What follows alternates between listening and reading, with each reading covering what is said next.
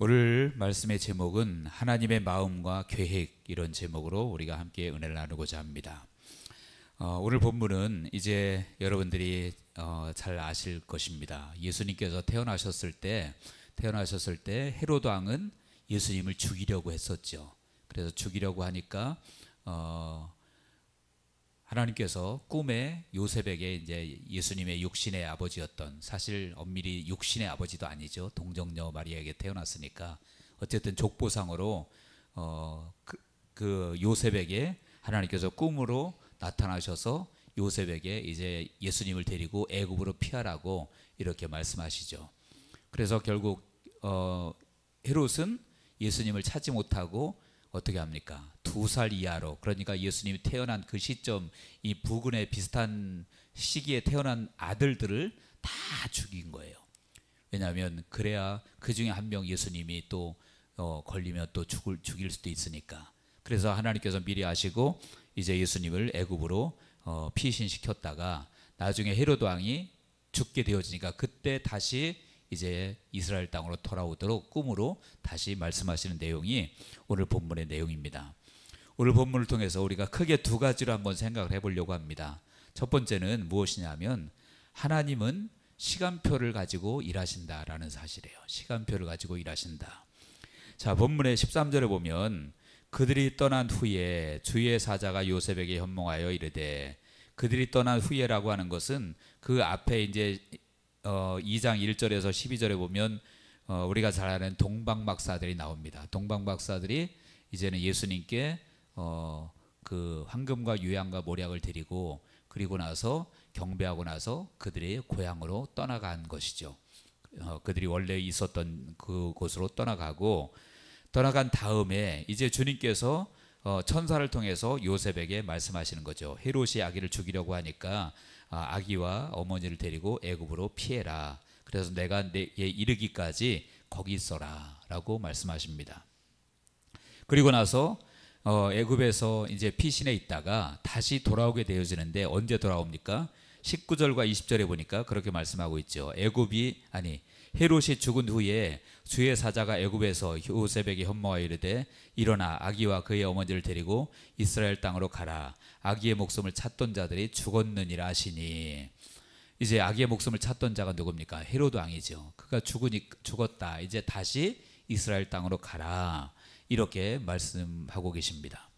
그러면 얼핏 보면 어떻습니까? 하나님이 너무 능력이 없는 것 같잖아요. 헤롯이 죽이려고 하니까 피해. 여기 있으면 죽어. 그리고 나서 또 헤롯이 죽고 나니까 이제는 괜찮아, 안전해, 다시 돌아가. 아니, 하나님께서 그냥 보호해 주시면 될 텐데 그냥 그 이스라엘 땅에 두시고 얼마든지 하나님 보호하시려면 보호하실 수가 있겠습니까? 없겠습니까? 보호하실 수가 있죠. 헤롯 왕이 아무리 헤롯 왕 아니라 헤롯 왕의 군대를 총동원하고 와도 하나님께서 그들을 넉넉히 물리치시고 아기 예수님을 보호하실 수 있다라는 거예요. 그런데 그렇게 하지 않으시고 애굽으로 피신시키셨고요. 그리고 헤롯 왕이 죽을 때까지 애굽에 머물러 있도록 하셨다라는 거예요. 그리고 헤롯 왕이 죽고 나니까 이제 다시 이스라엘 땅으로 돌아오도록 그렇게 역사하셨죠.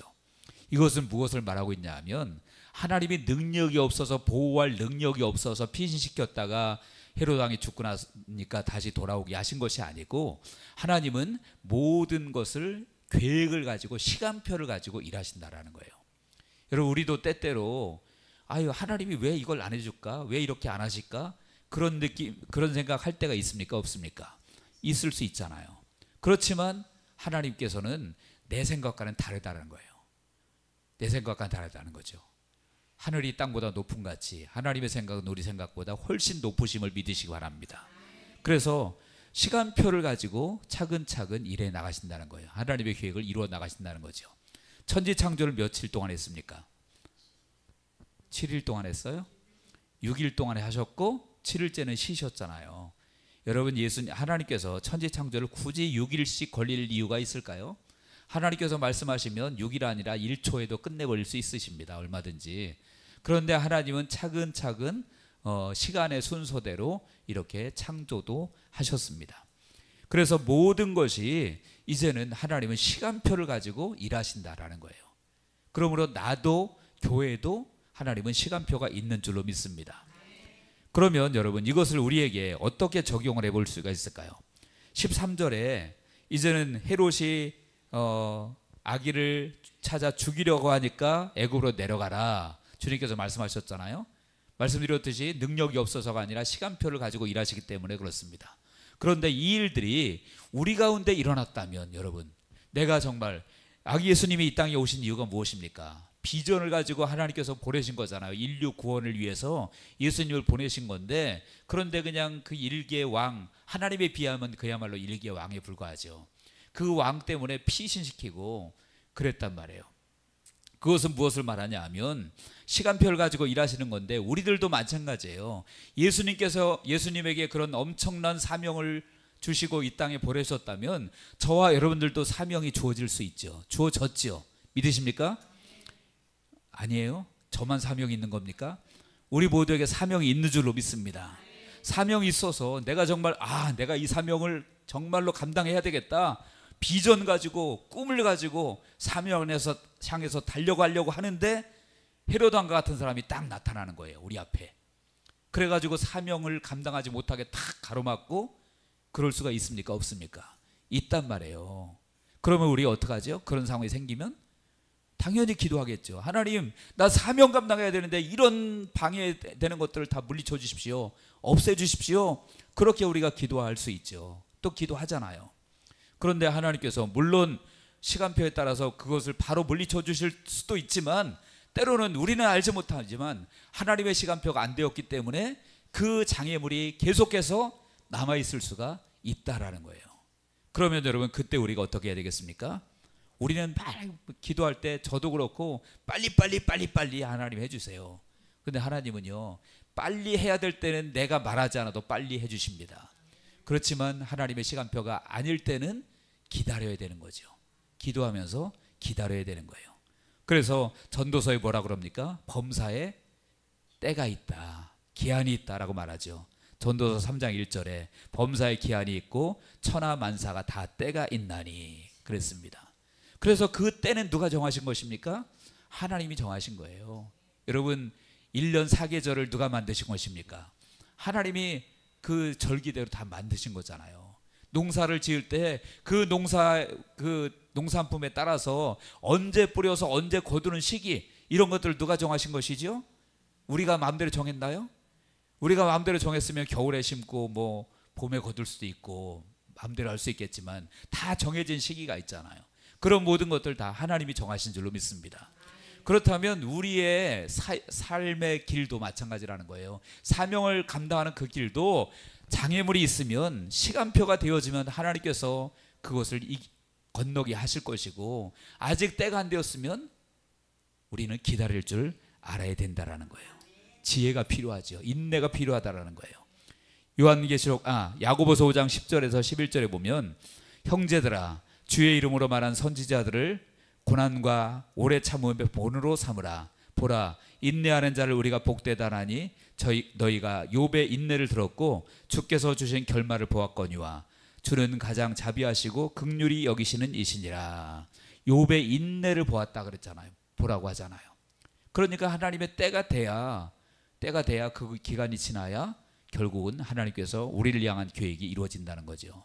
히브리서 10장 20절에 보면 그런 말씀이 있습니다. 우리에게 인내가 필요한 것은 너희가 하나님의 뜻을 행하기 위해 약속하신 것을 받기 위함이라 라고 말씀하셨어요. 우리가 인내하면 때가 되면 하나님이 약속하신 복을 준다라고 말했어요. 여러분, 저는 우리 교회도 마찬가지라고 믿습니다. 우리 교회도 여러분이나 저나 똑같은 마음일 거예요. 하루속히 빨리 부흥되고 차고 넘쳐서 그냥 놀라운 역사가 일어나고 기적이 일어나고 큰 건물을 얻어가지고, 얻어서가 아니라 사서 지어서 우리가 그러고 싶지요? 안 그러고 싶으신가 본데. 다 우리는 그런 마음이 있을 거예요. 그렇지만 하나님께서 그것이 필요하다면 그렇게 주실 줄로 믿습니다. 우리가 아무리 없어도. 그러나 우리는 하나님의 계획을 알지 못해요. 그러므로 우리는 기도하면서 하나님의 인도를 받아야 될 줄로 믿습니다. 아마 누구보다도 여러분보다 제가 더 급할 거예요. 그래서 빨리 되기를 원하는 마음이 간절해요, 솔직히. 그렇지만 그렇다고 해서 모든 것 그냥 내가 원하는 대로 되어진다 그러면 좋겠지만 그렇지 않을 수 있다라는 거예요. 그래도 우리는 믿음으로 기다려야 될 줄로 믿습니다. 주님의 인도를 그렇기 때문에 우리가 잘 받아야 된다는 거죠. 하나님의 때가 아닌데도 내 방법 쓰고 내 경험 쓰고 그러면 결국 그것 때문에 오히려 올무가 되어집니다. 하나님께서 아브라함에게 약속의 자녀를 주실 것을 말씀하셨는데 하나님의 시간표가 안 됐는데 이 아브라함이 급해서 아브라함과 그의 아내 사라가 급해가지고 결국 첩을 취해서 아들을 낳았죠. 그 아들이 누굽니까? 이스마엘이잖아요. 그 이스마엘이 두고두고 이스라엘에게 아주 가시노릇하는 거잖아요. 지금도 이스라엘과 전쟁하고 있잖아요. 하마스라고 여러분 아시나요? 그들이 다 이스마엘의 후예들이거든요.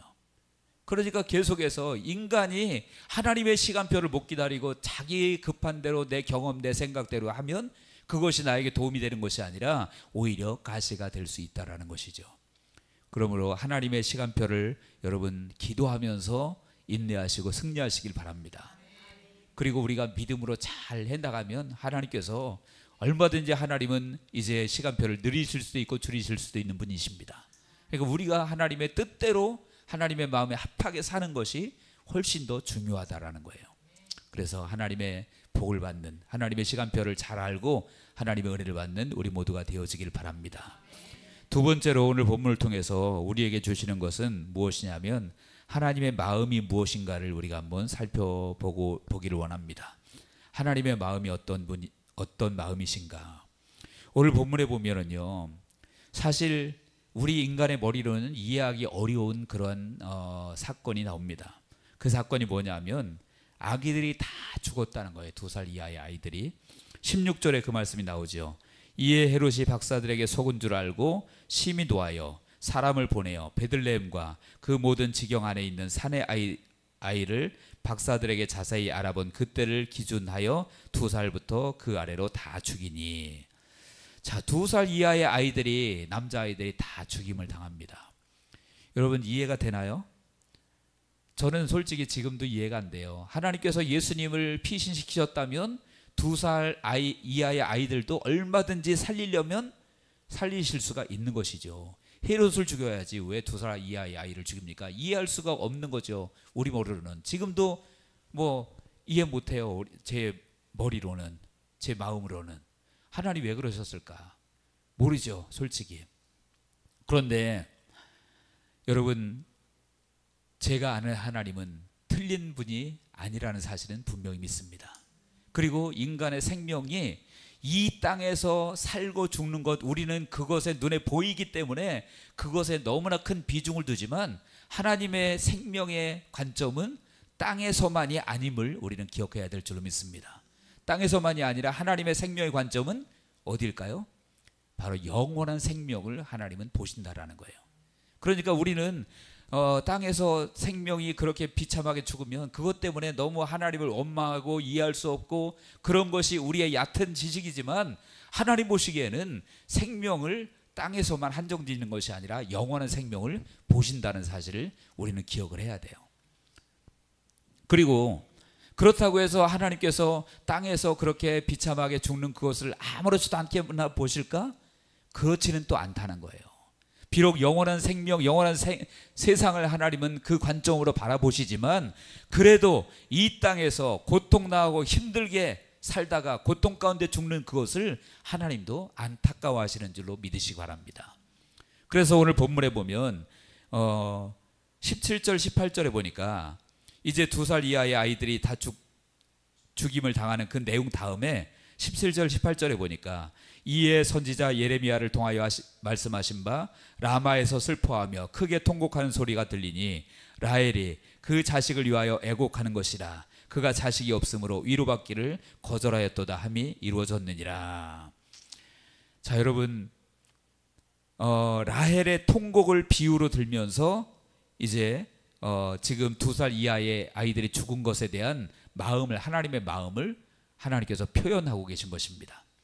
라헬이 자식이 없음으로 통곡하였다 그랬는데 라헬이 누군지는 아시죠? 누굽니까? 모르시는구나. 야곱의 아내잖아요. 야곱의 두 아내가 있었죠. 라헬과 그의 언니였던 레아가 있었고요. 또 첩 두 명이 있었습니다. 빌하와 실바라고 하는. 그래서 4명의 아내를 두었는데 처음에는 라헬이 아이를 못 낳았어요. 못 낳고 그 언니만 아이를 잘 낳는 겁니다. 그래서 라헬이 거기서 마음이 많이 상했었거든요. 그렇지만 나중에는 하나님께서 라헬에게도 자식을 주셨죠. 그리고 나중에 결국은 요셉을 낳고 나서 베냐민을 낳고 나서 라헬이 죽게 됩니다. 그러니까 그런 라헬의 애통한 심정을 여기에 지금 표현하고 있는 그런 구절입니다. 그런데 이것을 하나님의 마음으로 하나님께서 비유적으로 말씀을 해주고 있는 거예요. 다시 말하면 라헬이 자식이 없어 통곡하는 것과 하나님께서 이 어린아이들이 죽어가는 모습을 보면서 아파하는 것을 같이 하나님의 마음을 여기 이곳에 표현하고 있다라는 거예요. 그러니까 하나님께서는 우리의 고통을 다 없애주시지는 않습니다. 우리가 때때로 이해할 수 없는 고통을 당할 때도 있어요. 예수 믿어도. 저도 많은 고통 당했어요. 그래서 저도 하나님께 많이 따지기도 했어요. 왜 나한테 왜 이러시냐고. 하나님께 막 기도할 때도 있었거든요. 솔직히 진짜로. 하나님 저한테 왜 그러시는 거예요. 막 그런 적도 있습니다. 있는데 우리는 다 이해하지 못하지만 그러면 하나님은 그때 아무렇지도 않으시냐? 아무렇지 않은 것이 아니라는 거예요. 부모가 자식을 잃는 그 마음이 아버지의 마음. 사실은 여러분 우리 자녀들 때문에 부모님의 마음이 아플 때가 많이 있죠. 자녀가 잘못되면 부모의 마음이 얼마나 아픕니까? 그런데 아무리 아파도 하나님의 마음이 아프신 것처럼 아플까요? 그렇지는 않을 것 같아요. 하나님의 마음이 하나님의 자녀가 고통 가운데 있고 절망 가운데 있으면 하나님 아버지의 마음이 더 찢어지게 아프다고 저는 믿습니다. 왜냐하면 비교해 보세요. 여러분 자녀가 죽으면 자녀를 위해서 내 생명을, 말로는 내 생명을 준다고 하지만 그거 쉬워요? 사실 쉬운 일 아니에요. 부모도. 그리고 더군다나 내 자식을 죽는데 내어줄 수 있는 부모가 있나요? 근데 하나님은 우리가 죽어가는 것 때문에, 우리가 죄로 인해서 죽어가는 것 때문에 독생자 예수님을 십자가에 내어주시잖아요. 그만큼 우리가 죽고 고통당하고 이런 것들을 하나님은 안타까워하신다는 거죠. 그러니까 하나님 아버지의 마음은 무엇입니까? 하나님 아버지의 마음은 지금은 우리가 이해할 수 없어서 우리의 모든 것을, 하나님이 행하시는 것을 다 알 수 없지만 분명한 것은 하나님은 우리와 함께 아파하신다는 것입니다. 아파하시고 우리가 힘들고 어렵고 고통스러울 때 하나님은 어쩌면 피눈물을 흘리실지도 모릅니다. 여러분 그것이 누구의 마음이냐면 하나님 아버지의 마음이에요. 그러니까 우리가 자식을 사랑하는 것 그거보다도 100배, 1000배, 10,000배 하나님은 더 안타까운 마음으로 우리를 보실 줄로 믿으시기 바랍니다. 그리고 또한 주님의 마음은 어떤 마음일까요?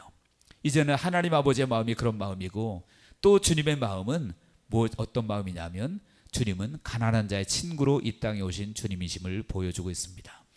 여러분 예수님은 하나님의 아들로 이 땅에 오셨습니다. 하나님의 아들로 왕권을 가지고 이 땅에 오신 분이 예수님이십니다. 예수님이신데 그런 분이라면 당연히 어디에서 태어나야 하겠습니까? 가장 좋은 왕궁에서 가장 좋은 의사들 대동해 놓고 그렇게 태어나야만 정상일 것입니다. 그런데 예수님은 어디에서 태어나셨어요? 짐승의 구유에서 태어나셨습니다. 그 지역도 베들레헴이라고 하는 아주 변방 작은 시골 마을, 거기에서 짐승의 우리간에서 짐승의 구유를 통해서 거기서 태어나셨다라는 거예요. 여러분 요즘도 아무리 가난해도 그렇게 태어나는 사람 별로 없을 거예요. 그런데 예수님은 하나님의 아들이신데 그런 곳에서 태어나셨어요.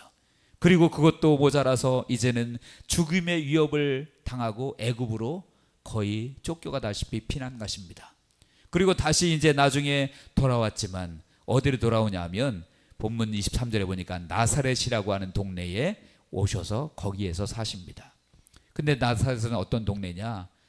쉽게 말하면 아주 촌구석, 그리고 아무런 어떤 정치적이나 종교적이나 어떤 뭐라 그럴까요? 그런 특권도 없는 그런 지역, 변방. 그래서 사람들이 뭐라고 말합니까? 나사렛에서 무슨 선한 것이 나겠느냐 이렇게 얘기하잖아요. 근데 거기 와서 살아요. 그러니까 예수님의 삶의 모습을 보면 태어날 때부터 살아가는 모든 과정이 하나님의 아들, 왕의 아들과는 전혀 거리가 멀게 그야말로 가난한 천민의 아들처럼 그렇게 사셨다라는 거예요. 그렇게 사셨다라는 것이죠. 왜 그러셨을까요? 능력이 없어서요? 아니요, 능력이 없어서가 아니라 주님은 우리에게 가난한 자의 친구로 이 땅에 오신 줄로 믿습니다. 그래서 그 가난한 그것 때문에 우리를 부욕해 하신 그런 주님이 되신 것입니다. 고린도서 8장 9절에 그랬죠. 우리 주 예수 그리스도의 은혜를 너희가 알거니와 부유하신 이로써 너희를 위하여 가난하게 되심은 그의 가난함으로 말미암아 너희를 부유하게 하려 하심이라 라고 했습니다. 우리의 부요를 위해서 주님은 가장 가난한 자가 되신 것입니다. 그렇다면 우리도 당연히 우리가 주님의 제자라고 한다면 우리에게 있어야 될 마음이 무엇이겠습니까? 바로 주님의 마음이 있어야 되겠죠. 우리들도 가난한 마음이 있어야 된다는 거예요. 여러분, 꼭 물질만 얘기하는 것이 아닙니다.